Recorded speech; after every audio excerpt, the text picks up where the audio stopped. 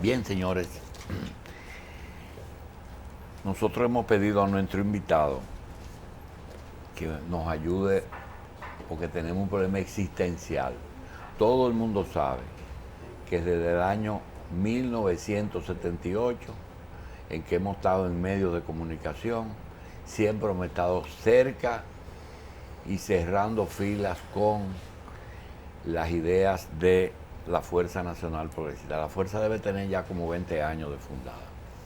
A pesar de todo y a pesar de que quizás es una de las fuerzas que más de las fuerzas políticas que más rechazo tiene, porque ha adversado un partido mayoritario y ese partido mayoritario lo adversa. Sin embargo, en el momento en que Rafael Herrera y los dueños del listín borraron la fuerza de la historia, el único lugar que tenía para expresarse era este lugar. Nosotros siempre hemos entendido y nos sentimos muy orgullosos de tener un doctor Castillo defendiendo las posiciones que hay. En este momento nosotros tenemos un problema y es un problema personal y es que no entendemos la posición de la fuerza. Y lo decimos porque el primer nieto de nosotros, Félix de Sena, que nació dentro de una etapa en nuestra vida que nosotros compramos un equipo de béisbol, que él fue la primera mascota de ese equipo, que fueron los Pollos del Cibao. Ese niño que fue la mascota de los Pollos del Cibao, a los 2 años de ser mascota y sentirse muy orgulloso y ser el primer fanático de ese equipo, tuvimos que pasar por la pena de informarle que habíamos comprado los Leones del Escogido. El muchacho no ha podido recuperarse del shock, porque ya él no sabe qué es lo que él es. Y así nos pasa a nosotros. ¿Qué pasó con la fuerza? Si nos pasó lo mismo que con el nieto, que me cambiaron el equipo. Como la cebra que no sabe si es blanca con raya negra o negra con raya blanca. Entonces, nosotros le hemos pedido a Pelegrín, no como el diputado que sentó precedente aquí en el Congreso, que dejó su posición para materializar una posición en el área de minería y de recursos naturales, minería y energía, sino como un dominicano que analiza sin pasión posiciones que inclusive todo el mundo sabe que a veces han sido diferentes hasta su propia familia. Pelegrín ha podido hacer aquí relaciones con el mismo PRD en el Congreso, que nunca se soñó que iba a convivir con ellos, y lo hizo y lo logró, y inclusive en algunos proyectos consiguió el apoyo de todos los legisladores. Pero ahora mismo, que siendo aliado de tantos años del presidente Fernández, del PLD, ahora por 2 posiciones frente a migración, siendo presidiendo la transparencia, presidiendo la energía y minas, presidiendo la frontera y presidiendo migración, dejar y entregar todo eso a cambio de que no estoy de acuerdo con Montalvo y con el jefe de Montalvo. Pelegrín, bienvenido. Buenos días, muy contento de encontrarme aquí en Revista 110. Un saludo a todos ustedes y a los amigos y amigas televidentes que siguen este importante espacio. Doctor, la Fuerza Nacional Progresista históricamente ha actuado en cada proceso con una idea de la nación muy presente, de sus necesidades, de sus retos, de sus exigencias. Quiero citar un episodio que poca gente conoce. Nosotros ya en el 90 teníamos una alianza no electoral con el Partido de la Liberación Dominicana. El profesor Juan Bosch y el doctor Castillo, la Fuerza y el PLD se habían acercado para ese proceso, pero no era una alianza electoral.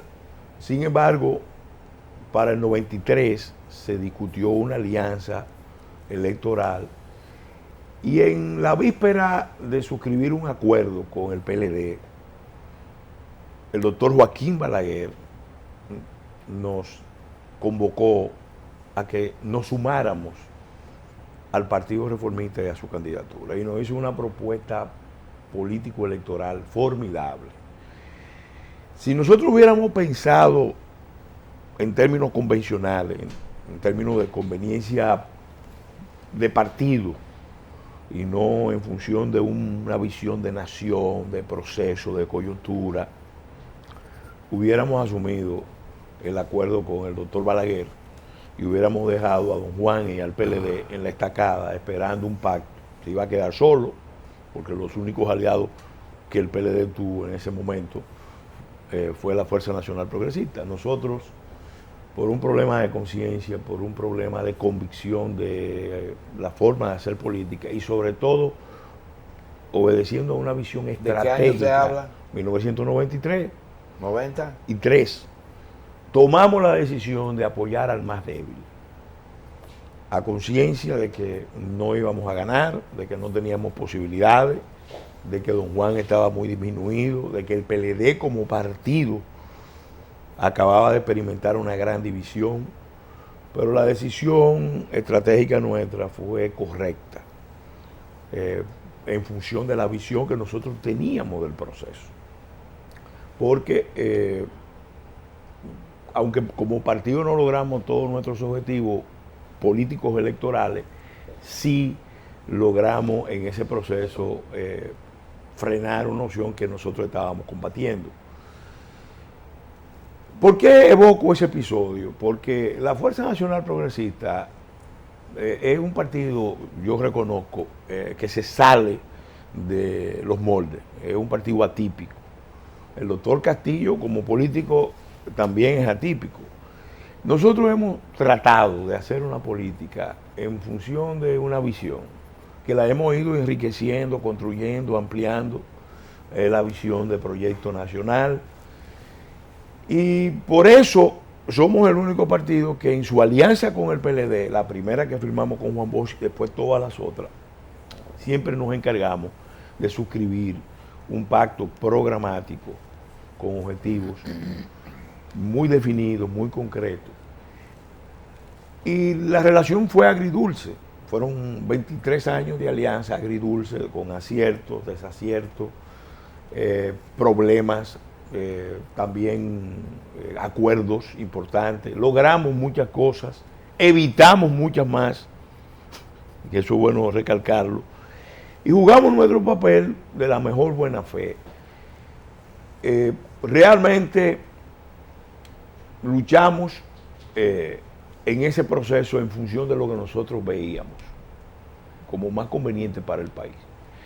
Lamentablemente, después de 23 años de alianza y teniendo una cuota de participación nunca alcanzada en un gobierno del Partido de la Liberación Dominicana, nosotros nos alejamos primero del gobierno y después nos alejamos de la alianza.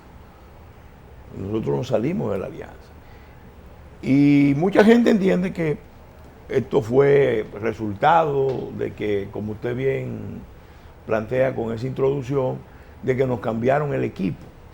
No, no cambiaron el equipo. Algo más serio. Cambiaron la visión que sustentaba la alianza. Porque nosotros en el año 1996 se dio un pacto aquí, un gran pacto nacional, y dos grandes líderes, Joaquín Balaguer y Juan Bosch, se pusieron de acuerdo para impulsar a Leonel Fernández. Y eso, mucha gente se sorprendió, esto no tiene precedente, que estos adversarios históricos coincidieran. Coincidieron en un contexto de crisis internacional. Doctor. En un contexto de crisis internacional donde Machi sabe, porque estaba en Naciones Unidas, el país estaba amenazado por una crisis internacional de vecino Estado. Y confluyeron muchas fuerzas y se unificaron para enfrentar esa situación. Y de ahí surge esa coalición que tuvo aciertos por muchos años. ¿Qué pasa? Ahora, en este contexto, doctor, cambió la visión de la alianza. Y definitivamente, y lo digo con conocimiento de causa, cambió la visión de la alianza. Doctor, escúchame un momentito. Y no la cambiamos nosotros. Doctor, mire, todo el mundo sabe que ahí no hay improvisaciones. son 3 cerebros inteligentes, 4, 5 abogados que piensan 24 horas en política. Ahí no hay invento. Ustedes sabían perfectamente que esa ruptura iba a traer una disminución de algunas situaciones que ustedes tienen. No es un interés económico, porque yo soy testigo de excepción, que si ese bufete hubiera querido dinero, estuviera lleno de casos. Sin embargo, muchas cosas ni siquiera llegaron, pero se rechazaron de antemano. Es decir, no es una razón económica, no es una razón política, porque se tenían 4 carteras importantes y se dejaron de buenas a primeras. Y no es que yo digo que están equivocados, es que digo que no los entiendo. Y a lo mejor usted nos ayuda a entenderlo, porque usted me dice, no, es que tú no piensas en la patria. Nosotros somos patriotas. Muy bien, doctor. O quieren ser conciencia nacional. Porque Vinicio solo en el Congreso no es lo mismo que Pelegrín en Minas, que el doctor en transparencia y que el doctor y asesor en drogas. Ahora, la pregunta es, ¿cuál es el compromiso que no le cumplieron? Porque supongo que cuando vino el nuevo gobierno, o usted o el doctor o el equipo habló con Danilo Medina. ¿En qué no le cumplió? Dígalo, doctor, bueno, ¿en qué no le cumplió Danilo? Vamos a hablar con... Porque usted no me puede resumir y que a Montalvo, vamos a hablar con precisión. Mire, con un ministro reeleccionista, recién nombrado yo ministro de Energía y Minas, me invitó a una reunión a su oficina y yo conversé con él, somos amigos, y él me planteó una interrogante sobre cuál sería la posición de nosotros con relación al tema de la reelección. Y nosotros le dijimos, yo le dije, que era la posición nuestra como partido. Mire, nosotros estamos dispuestos a apoyar la reelección del presidente Medina, con 2 condiciones. Es necesario que el presidente... ¿Ustedes llegaron a ese punto? Sí. Hasta hablar de apoyar eso. Sí, pero fijamos 2 condiciones muy claras. ¿Cuáles? Primero, el presidente tiene que darle una explicación al país porque él está cambiando de posición. Porque aspira a la reelección, justificar el cambio. Porque en política las circunstancias pueden cambiar y lo pueden llevar usted a tener que tener otra posición, pero usted tiene que explicarle a la población, a la gente que lo eligió, por qué usted cambia de posición. Y la posición en ese sentido que nosotros pedíamos era que el presidente buscara legitimar ese proceso usando un mecanismo que es constitucional, que es el referéndum. El referéndum. Antes no existía. Entendemos. ¿Y el segundo punto? El segundo punto era el más importante. Nosotros le dijimos claramente que nosotros estábamos en disposición de apoyar el proyecto de reelección siempre que el presidente cerrara las brechas que nos alarmaban de la política exterior de República Dominicana con relación al tema haitiano. ¿Por qué? Porque nosotros veíamos, y lo decíamos con preocupación, y fue una lucha desde el primer día del gobierno, que había 2 posiciones, que había una ambigüedad, que había unos mensajes que en política exterior son funestos, son muy peligrosos, con relación a la comunidad internacional, a Haití, y al tema principal que tiene que ver con la existencia misma del Estado Dominicano, que es el tema de soberanía en la definición de la política de nacionalidad, de la política migratoria y de la política de frontera. El presidente fue a La Habana y se lo dijimos resumido de esa manera y fijó una posición que concitó el apoyo de 80% de la sociedad dominicana. Menos de ustedes. No, nosotros apoyando también, el discurso que él adoptó en La Habana. ¿Y el de Guatemala? La misma posición de Guatemala fue correcta, aunque teníamos una serie de reparos. Sin embargo, veíamos que aunque se decía eso en los foros internacionales, el ministro de la presidencia, el hombre más cercano al presidente, muy influyente en el gobierno, tenía un planteamiento que iba exactamente en otra dirección. Y el discurso más emblemático de eso era precisamente el discurso que se pronunció ante el cuerpo diplomático en la reunión de Juan Dolio con la presencia del gobierno haitiano. Nosotros además teníamos mucha información de que aunque públicamente se mantenía la posición de que no había que respetar la decisión del TC, la posición de los hombres del presidente Era otra. específicamente Montalvo, que estaba dirigiendo, era otra, de cara a los organismos internacionales y de cara a los representantes de otros países. Este no es un tema cualquiera. Cuando Danilo Medina me visitó en mi oficina política, que nosotros estábamos, porque ya la fuerza había decidido en el 2010 camino propio, eso es bueno recordarlo. Yo le entregué este documento que se llama Revolución del Proyecto Nacional, que era un planteamiento sobre la visión que nosotros teníamos. Y hablé de un tema que fue el tema más importante que yo hablé con él, que fue el tema de la nacionalidad. Yo le pedí al presidente un compromiso de su parte con la defensa de la sentencia de la Suprema Corte de Justicia del 2005 sobre la ley de migración, donde se afirmaba los principios de la nacionalidad dominicana y específicamente se dilucidaba el tema del jus soli y de la residencia.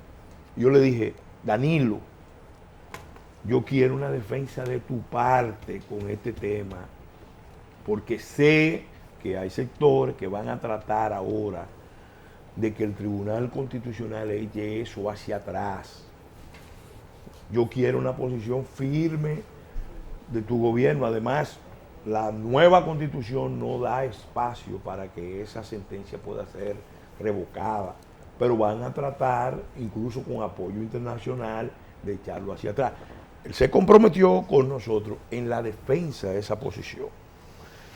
En la transición, nosotros lo visitamos, ya presidente electo, y le dijimos, presidente, nosotros como Fuerza Nacional Progresista estamos muy enterados de cosas que están pasando. Así como Washington se entera de todo lo que pasa en el mundo, nosotros también sabemos algo de lo que pasa en Washington. Y sabemos que viene una gran ofensiva contra la República Dominicana para hacerle un cuestionamiento a fondo, nos van a aislar, nos van a asediar. Y es importante que usted vaya preparando al país para esta lucha, porque esta es una lucha de soberanía y autodeterminación. Si nosotros como Estado no somos capaces de definir quiénes son nuestros nacionales, nuestras políticas migratorias, nuestras políticas de frontera, nosotros no somos Estado. Lamentablemente, desde el principio del gobierno, nosotros empezamos a chocar y por eso saltaba a la vista el debate público con el sector de Gustavo Montalvo, que dentro del gobierno, históricamente, había estado muy vinculado a las posiciones de USAID. Bien, vamos a hacer una pausa, doctor. Vamos a la pausa. Vamos a hacer una pausa porque quedan algunas cosas y nosotros vamos a dejarlo que usted tranquilamente lo desarrolle. Primero, hay que recordar qué tiempo dirigió Migración la Fuerza y qué pasó, no en el discurso y en la retórica, sino de hecho. ¿Cuántos haitianos entraron al país en esa administración? ¿Bajo orden de quién? ¿Por qué se ha sido tan puntual frente a la gran ofensiva que parece imposible de vencer, donde toda la comunidad internacional se pone de acuerdo contra la República Dominicana y ustedes no han sido comprensivos con eso? Y se le está pidiendo a Danilo un 100% de lo que no se pidió nada a Leonel, y las diferencias con Leonel siempre se resolvieron y fueron concesionarios. Vamos entonces a hacer una pausa. Para que, bueno, pero usted va a tener media hora para hablar de ello.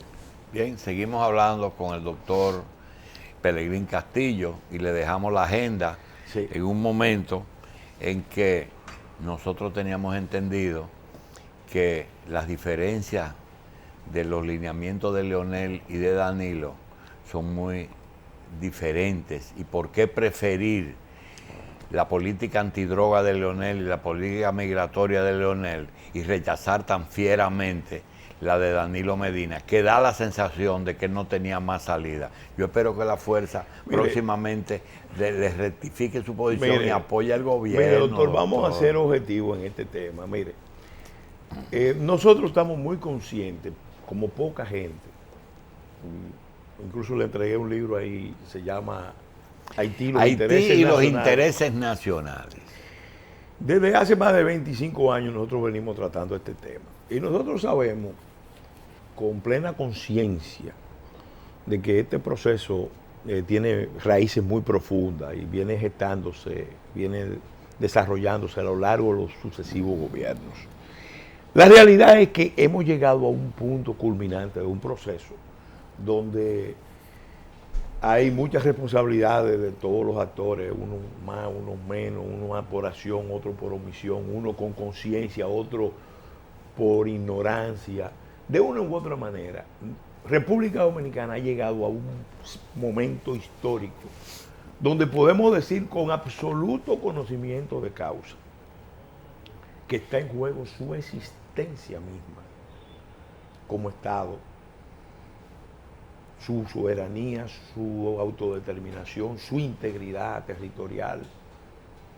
Porque esa crisis tiene más de 20 años, la que tenemos aquí al lado. Nosotros estamos viviendo una crisis internacional en la isla.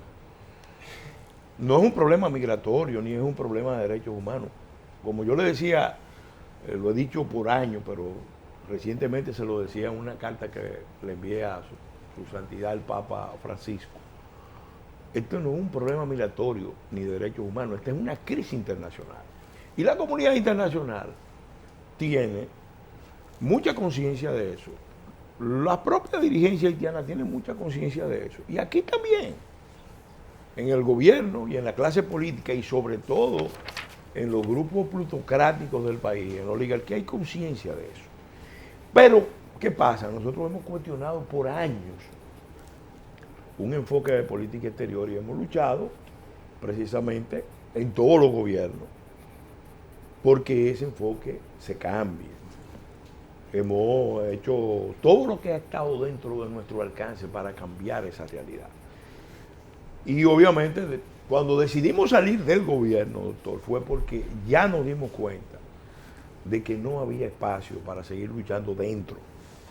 Y decidimos hacer lo que nunca se ha hecho: abandonar un gobierno, una alianza, donde nosotros teníamos justos títulos políticos para permanecer, e irnos a constituir lo que hemos llamado un polo soberano, para que la soberanía popular, es decir, la soberanía de la gente, se levante en defensa de la soberanía nacional. Porque la soberanía nacional está amenazada y lamentablemente no está bien defendida. Al contrario, está siendo expuesta, está siendo entregada por las clases dirigentes del país, empezando por el gobierno. Pero no quiero excluir ahí a sectores empresariales, a sectores de la intelectualidad, a grupos religiosos. De una u otra manera, nosotros estamos en la coyuntura histórica más compleja, más retadora, más peligrosa del Estado Dominicano desde su fundación. ¿Por qué? Porque este proceso empezó con la ley de migración.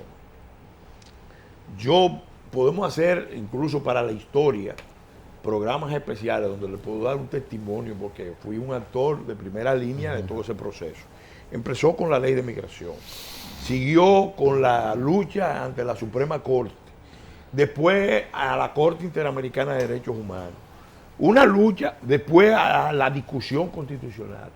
Y en todos esos escenarios siempre se daban dos fuerzas: los que afirmaban la soberanía, la autodeterminación de la República Dominicana, y los sectores minoritarios que invocaban la intervención internacional para, como decía Duarte, cambiar la voluntad del pueblo dominicano, conspirar contra la nacionalidad, aunque tuvieran para ello que destruir la nación entera, por sus intereses particulares, grupos diversos. Ahora llegó la hora de la verdad, y el que está en la presidencia, al que eligió la mayoría de los dominicanos, fue a Danilo Medina. Este es el momento histórico donde nosotros le dijimos, si asume la posición de La Habana y cierra esas brechas de ambigüedad, en ese momento nosotros le dábamos el beneficio de la duda, de la ambigüedad, de eso de querer estar bien con las diferentes corrientes. Nosotros nos cansamos de ver el doble discurso, nos cansamos de ver situaciones que en realidad lo único que han hecho es estimular las presiones externas, porque en política exterior, Machi lo sabe que estuvo en un escenario privilegiado, la política exterior es implacable. Los estados que no defienden sus intereses, que su política interior no respalda coherentemente su política exterior, son estados que están expuestos a sucumbir. Y nosotros ahora mismo estamos en una lucha muy desigual porque por el enfoque que ha prevalecido por muchos años, nos hemos aislado. Cuando yo visité al presidente en la transición, yo le dije, mire, presidente, lo que está errado es el enfoque de política exterior. Al equipo gubernamental que estaba negociando con los haitianos, antes de yo ser ministro, siendo diputado, le mandé una propuesta de visión. Con el nuevo canciller y con los anteriores, con don Carlos, hablé ampliamente de todo esto. Nosotros no podemos seguir siendo el estado pivote de Haití, la zona de descompresión de la crisis haitiana. Y aquí no podemos usar a los haitianos como factor de negociación de los intereses de los grupos de aquí con Estados Unidos y con Europa o con los organismos internacionales. Porque ese enfoque es errado. Ese es un enfoque reduccionista que no ayuda a Haití y que por el contrario nos va complicando, nos ha venido complicando en una situación peligrosa.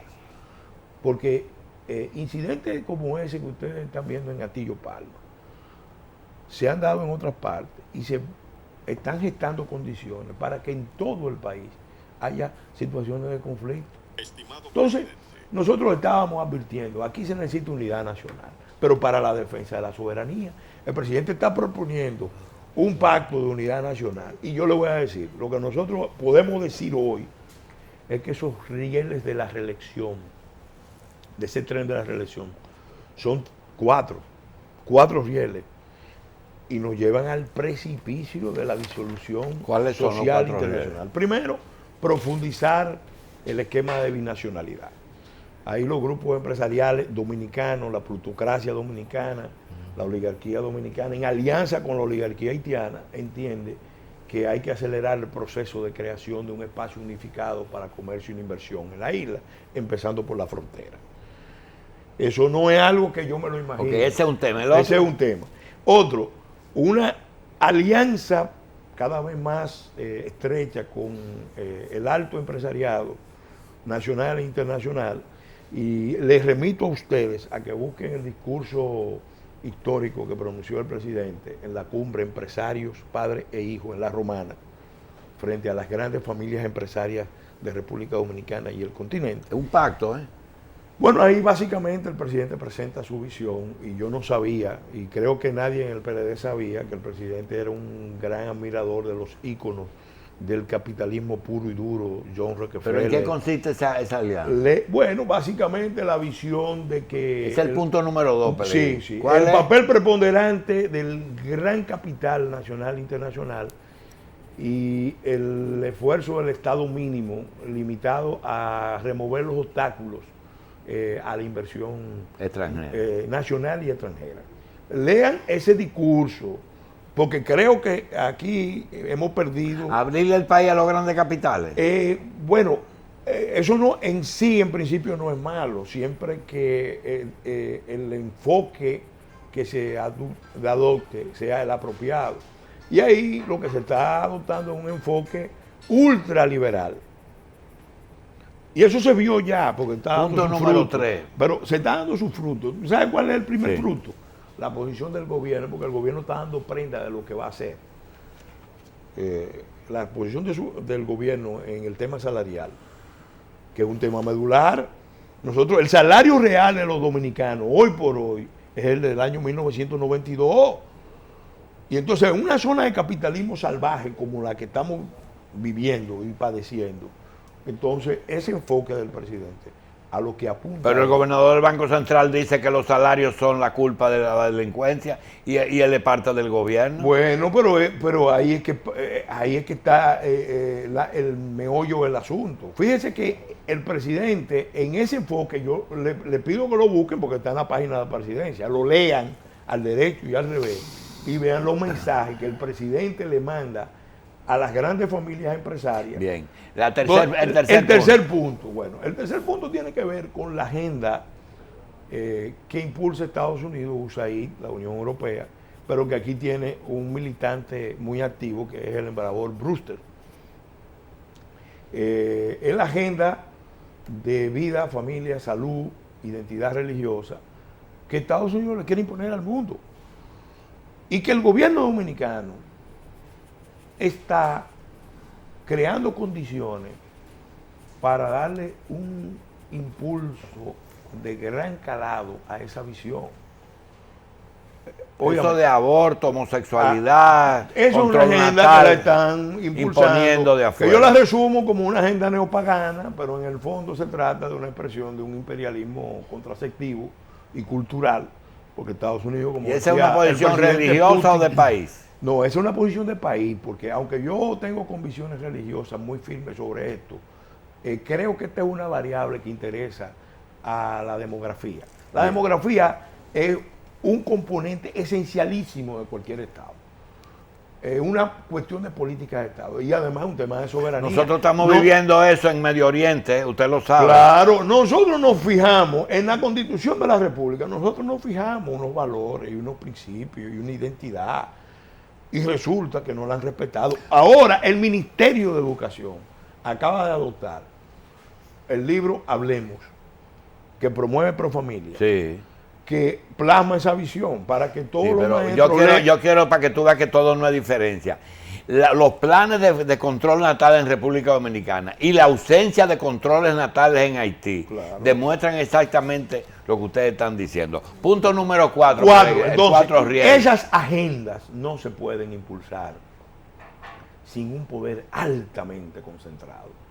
Por eso, uno cuando ve la posición, la forma en que se ha procedido para hacer la reforma constitucional, uno tiene que preguntarse, una de dos, o realmente tienen muchas debilidades y muchos temores, porque no se entiende que un presidente que tenga 70, 80% de aprobación, porque la verdad que el estilo del presidente a muchos sectores de la población les resulta agradable, tenga temor al referéndum o esté buscando una alianza cada vez más grande, sumando fuerza, o es eso que no es real, no es fuerte, no es sólida esa gran mayoría. Está propiciando un partido único. O, ahí viene la otra opción, se quiere construir una nueva mayoría para impulsar desde el poder, con apoyo de las oligarquías, con apoyo de las agencias internacionales, esas agendas. Porque el presidente sabe, y lo saben muchos actores, que ninguna de esas tres agendas va a pasar sin gran resistencia del pueblo dominicano. Ahora mismo hay mucha gente que está preocupada, inquieta, viendo lo que está pasando. Todavía no entienden qué está pasando en toda su dimensión. Y va a haber, y hay ya resistencia. Y nosotros que estábamos dentro, que vemos lejos, que normalmente estamos muy informados, decidimos nosotros que firmamos un pacto con una visión, nosotros no podemos permanecer, nosotros nos alejamos. Peregrín. Hay algo que, bueno, entonces usted no está hablando ahora de una serie de argumentos que nosotros son nuevos para nosotros, por lo menos para mí. Nos quedamos creyendo de que ustedes se fueron del gobierno bravos por la reelección y por la violación a la Constitución. ¿Estos son argumentos nuevos? ¿Estas eran cosas que ustedes se venían dando cuenta de que iban pasando? ¿O es algo que lo están mencionando hasta ahora? Mira, cuando se produjo la observación al Código Penal del presidente, todo el mundo se sorprendió. El primero que se sorprendió fui yo. Ustedes saben que a mí me tocó ser el vocero de esa posición en la reforma constitucional, la defensa de la vida. Y ahí se produjo la gran alianza sin precedentes de todos los cristianos, católicos, evangélicos, de todas las denominaciones, en la defensa de la vida, en la defensa de la familia natural. Cuando vemos al presidente observar la ley, el Código Penal, con esos argumentos, acuérdense que eso incluso provocó la renuncia del padre Manuel Ruiz, porque todos nosotros, es más, la mayoría de los que votamos por el presidente, no creíamos que eso era parte de su agenda. Sin embargo, porque si él hubiera dicho en la campaña, miren, yo voy a revisar el estatuto del aborto y vamos a empezar a establecer excepciones, la posición de muchos hubiera sido, de muchos dominicanos y dominicanas hubiera sido otra. Entonces él sorprendió a todo el mundo. Y eso fue motivo incluso de una desavenencia que no trascendió públicamente. Yo era ministro de Energía y Minas, pero Vinicio, mi hermano, fijó una posición, nosotros como partido fijamos otra. Y así como esas posiciones, se fueron dando muchas situaciones. Dos preguntas, doctor. Primero, ¿cuál es la diferencia de la agenda norteamericana de los 8 años de Leonel con la agenda norteamericana de los 3 años de Danilo? Y saber, ¿es Danilo más liberal que Leonel Fernández? Mire, yo lo veo de esta manera. Nosotros dentro del gobierno del PLD, y lo sabe el presidente Fernández, lo saben los miembros del comité político, nosotros fuimos la oposición. Incluso en una ocasión se discutió en el comité político la posición de la fuerza de crítica abierta al gobierno.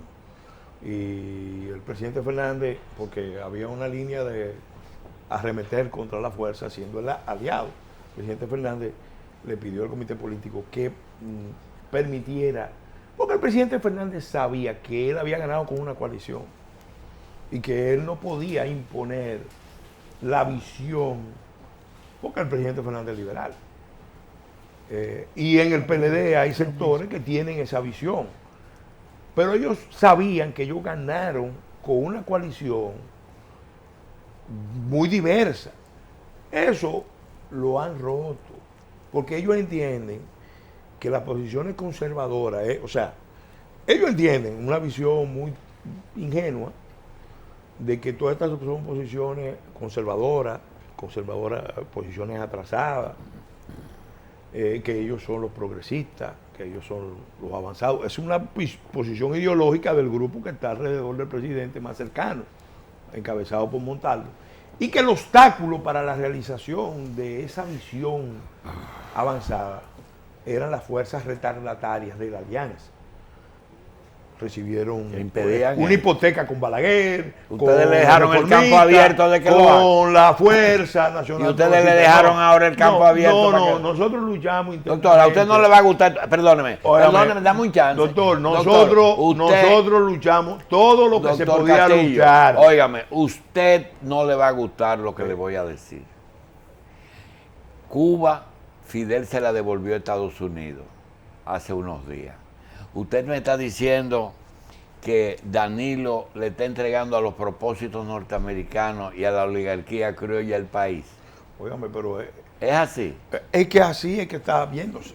Y por eso nosotros le hemos dicho. Y usted tiene una tercera posición. Sí, claro. Es más, nosotros hemos dicho que la posición del PRM, eso, al país le están presentando un menú de 2 platos que se parecen mucho. De 2 platos que se parecen mucho, elaborados por el mismo chef y con los mismos componentes, en el gobierno y en la oposición. Nosotros entendemos que lo más democrático es que ampliemos el menú y que sea el pueblo dominicano el que tenga recuperando su soberanía, porque el titular real de la soberanía es el pueblo. A los partidos se les olvida. Bien. Ahora mismo hay condiciones muy favorables para la constitución de ese pueblo, porque hay un gran liderazgo social. Bien. Que va a manifestarse y se está manifestando. Doctor Castillo, vamos a invitarlo a que venga todos los días a ver si conseguimos el 5% de las votaciones. Bueno, nosotros creemos que podemos hacer muchas cosas más. Gracias, doctor. Gracias.